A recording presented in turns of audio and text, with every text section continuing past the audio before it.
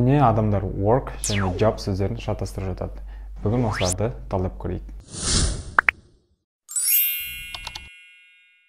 Work бұл іс-қимылмен немесе миымызбен ойланып жасалынатын барлық жұмыс түрлерін айтамыз.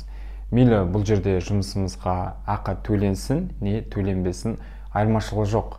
Және work сөзі етістікте бола алады. I start to work at 9 o'clock in the morning. Мен жұмысымды таңғы сағат 9-да бастаймын. I finish work at 6 o'clock. Мен жұмысты кешкі сағат 6-да бітіремін. Бұл жерде work сөзі зат есімде етістікте бола алады, яғни жалпы физикалық жұмысты айтамыз. Ал енді job сөзі бұл сенің мамандығың арқылы жасалынатын жұмысты айтамыз. Бұл жерде сенің жұмысың үшін саған ақша төлейді.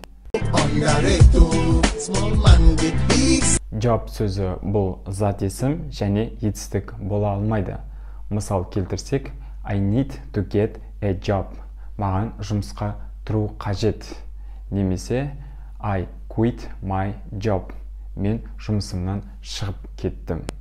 I already fired you!